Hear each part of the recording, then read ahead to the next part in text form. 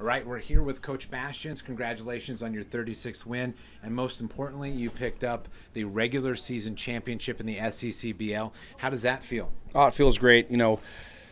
We're used to winning league championships. Last year, not being in a league, we weren't able to do that. And so one of the things we really want to do this year is get in here and compete for it. And to be honest, beginning of last week, we didn't know if this was going to be a possibility, losing a doubleheader to Palm Springs. And they lost a couple, and we talked to our guys on Tuesday, that following day, about, hey, we're going to take care of our business, and we'll see what happens. And good willing, we were able to get it done. Now, you got the 10-2 win over Team San Diego tonight. What are some of those highlights, real quick, you want to talk about? We talked on the broadcast about Tim Williams. We'll lead there.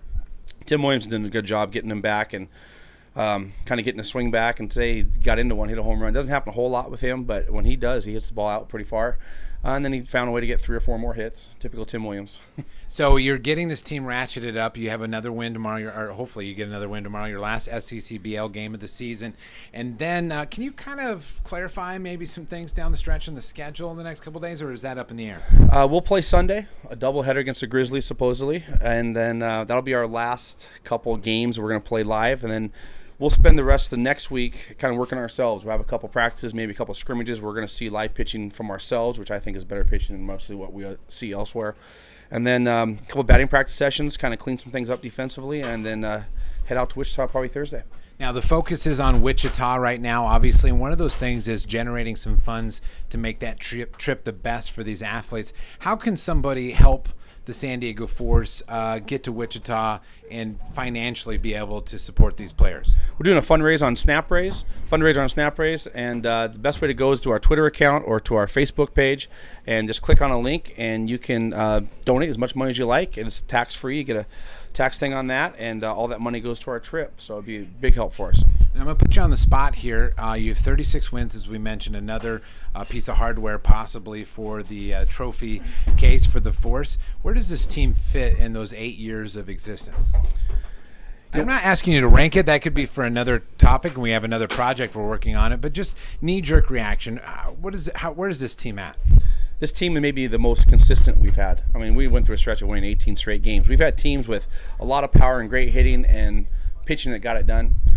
We've had teams with tremendous pitching like last year, and hitting you just never quite knew, but you knew our guys are going to throw a shutout or give up one run. This team's kind of got a combination. We don't have anything, one pitcher that goes out and just, every single game you're going to get a 0 like a Connor Little or Will Oliver. But we have guys that flat out get out. I think we have below a 2 ERA. Sure. And we find ways to score runs. I think we've scored like 40 runs in our last 4 or 5 games. So, it's one of those teams that's consistent, and I'm looking forward to see how they do in Wichita because, like we said in the past, we've had teams that come in there and hit really well. We didn't pitch well, or we pitched really well, couldn't get any at-bats. So I'm thinking this may be the team that could be the most consistent in showing up. And, hey, we're going to get 5 or 6 runs. We're going to give up 1 or 2 runs and get those wins. So put you on the spot here, have not prepped you at all, so maybe you won't be able to answer this the way you want. We can always come back to it in another podcast.